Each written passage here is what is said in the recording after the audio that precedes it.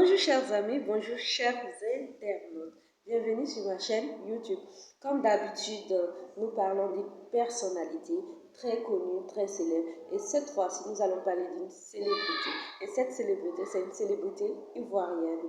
Un écrivain de prénom qui est connu, qui est très célèbre et qui est déjà décédé.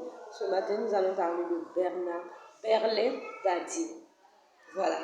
Bernard Berlin Dadie ou Bernard Abou Kofi Berlin Dadie, à l'état civil, est un écrivain, académicien, homme politique ivoirien né à Assini, au sud de la Côte d'Ivoire, le 10 janvier 1916 et mort le 9 mars 2019.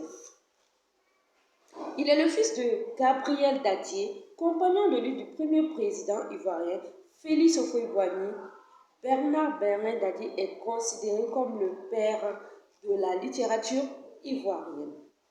Bernard Dadie, figure de proie de la littérature ivoirienne, est l'auteur d'une œuvre polyphérique qui aborde tous les genres littéraires, c'est-à-dire la poésie, le roman, le théâtre, les chroniques, les contes traditionnels, les plus significatifs étant le théâtre de Côte d'Ivoire. Kofi est son prénom traditionnel, d'où son nom de Tam Tam, tandis que sa branche de rattachement, Nzima, est le clan Eotile. Il a été élevé dans un bref moment dans une famille catholique où il adopte son baptême en 1926, le prénom de l'instituteur Bernard Satigi Sangaré, dont il est passionnaire à Dabou, abandonnant celui de Kofi Bernard Berlin Dadie. Et il est le fils de Gabriel Dadie, comme je vous le disais, un auxiliaire de l'administration coloniale, né en 1991 et enrôlé dès l'âge de 12 ans en qualité d'apprenti télégraphiste au service des postes et des équipes de capitaine chauffeur chargés d'installer la ligne de télégraphie de Bingerville à Korogo. Après des études à l'école normale de William Ponty de Gorée, il travaille pendant 10 ans à l'IFAN, c'est-à-dire l'Institut fondamental d'Afrique noire de Dakar. Et en 1947, il retourne dans son pays et milite au sein du RDA, Rassemblement démocratique africain. Les troupes de février 1949 le conduisent en prison pour 16 mois où il tient un journal qui sera publié en 1981, qui est appelé Carnet de prison.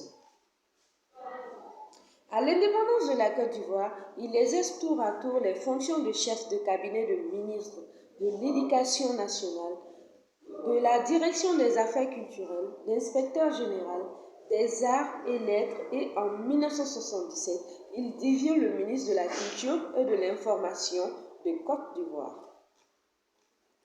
Et là, nous allons parler de son engagement politique au Sénégal.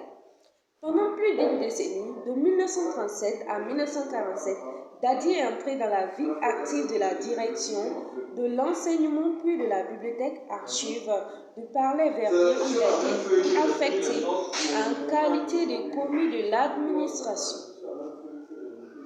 Au cours de cette période, il se frotte à l'élite de l'AOF et respire un air de liberté dont son pays est à l'époque privé. Il est également témoin des fusillades de femmes, pendant lesquelles la police militaire de l'AOF procède à des exécutions arbitraires ou encore à des massacres de Tiara le 1er décembre 1944.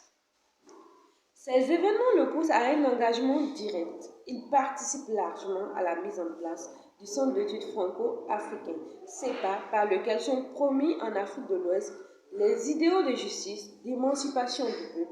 C'est au demeurant de plusieurs répliques de ce centre que le Rassemblement démocratique africain recrute principalement ses premiers militants.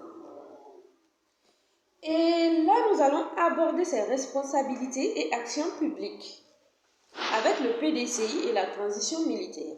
Après l'indépendance de la Côte d'Ivoire en 1960, Bernard Dadie rejoint l'administration de Félix Houphouët-Boigny et occupe les fonctions de chef de cabinet du ministre de l'Éducation nationale.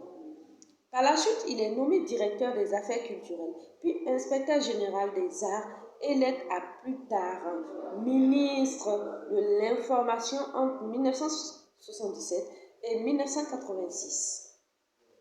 Il est en effet l'auteur de plusieurs œuvres dont en 1970, Les Vents dans le vent, paru aux éditions Clés. En 1970 encore, M. Torognini, paru aux éditions Présence africaine. Les belles histoires de Kakou Anazé, écrit avec Thérèse André, École africaine, paru aux éditions Nathan. Le Pagne Noir pour ne citer que cela. Et il a obtenu des prix et distinctions. Et voilà, Grand Prix littéraire d'Afrique noire 1965, Prix UNESCO, INAM, le 12 février 2016, le Grand Prix des mécènes de GEPAL 2016, décerné le 9 mars 2017. Et il a été élevé en tant que commandeur de l'Ordre du mérite de l'éducation nationale, commandeur de l'Ordre du mérite français d'outre-mer, grand officier de l'Ordre de Léopold Belgique, grand officier de l'Ordre national de Côte d'Ivoire. Voilà, c'était toutes les informations que je pouvais vous donner ce matin concernant ce grand homme qui est Bernard Bernin Dadi. Voilà, on se retrouve prochainement. Merci.